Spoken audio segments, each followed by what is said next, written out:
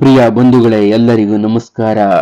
ಕಂತೆ ಕಂತೆ ನೋಟನ್ನ ಮೆಟ್ಟಿಲುವನ್ನಾಗಿ ಬಳಸಿಕೊಂಡು ಹೆಲಿಕಾಪ್ಟರ್ನಿಂದ ಇಳಿದ ಗರ್ಲ್ಫ್ರೆಂಡ್ ಉದ್ಯಮಿ ಸ್ವಾಗತಕ್ಕೆ ದಂಗಾದ ಜನ.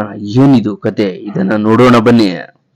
ದುಬೈನಲ್ಲಿ ಗರ್ಲ್ಫ್ರೆಂಡ್ಗೆ ದುಬಾರಿ ಉಡುಗೊರೆ ಹೊಸದೇನಲ್ಲ. ಆದರೆ ಉದ್ಯಮಿಯೊಬ್ಬ ತನ್ನ ಗೆಳತಿಯನ್ನ ಹೆಲಿಕಾಪ್ಟರ್ನ ಮೂಲಕ ಕರೆಸಿಕೊಂಡಿದ್ದಾನೆ.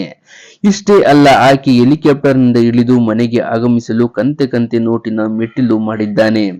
ಬಳಿಕ ಗೆಳತಿಯನ್ನು ಈ ನೋಟಿನ ಮೇಲಿನಿಂದ ಕರೆದುಕೊಂಡು ಬಂದ ವಿಡಿಯೋ ನೋಡಿ ಜನ ದಂಗಾಗಿದ್ದಾರೆ.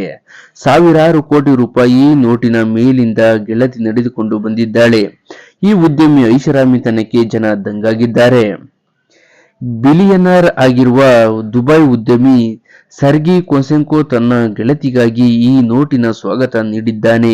ಉದ್ಯಮಿ ಸರ್ಗಿ ಹಾಗೂ ಆತನ ಗರ್ಲ್ಫ್ರೆಂಡ್ ಪ್ರೀತಿ ಗಾಢವಾಗಿದೆ. ಇದರ ನಡುವೆ ಗರ್ಲ್ಫ್ರೆಂಡ್ ಏಕಾಏಕಿ ಗೆಳೆಯನ ನೋಡುವ ಗೆಳತಿ ಹೆಲಿಕಾಪ್ಟರ್ನ ಮೂಲಕ ಆಗಮಿಸಿ ಉದ್ಯಮಿಯ ಹೆಲಿಪ್ಯಾಡ್ನಲ್ಲಿ ಇಳಿದಿದ್ದಾಳೆ.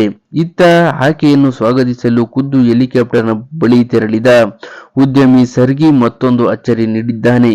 ಹೆಲಿಕಾಪ್ಟರ್ನಿಂದ ಗೆಳತಿ ಇಳಿಯಲು ಕಂತೆ ಕಂತೆ ನೋಟಿನ ಮೆಟ್ಟಿಲು ಮಾಡಿದ್ದಾನೆ. ಬಳಿಕ ಹೆಲಿಪ್ಯಾಡ್ನಿಂದ ಮನೆಯವರೆಗೂ ಕಂತೆ ಕಂತೆ ನೋಟುಗಳನ್ನಿಟ್ಟಿದ್ದಾರೆ. ಈ ನೋಟಿನ ಮೂಲಕ ಗೆಳತಿಯನ್ನು ಕರೆದುಕೊಂಡು ಬಂದಿದ್ದಾನೆ.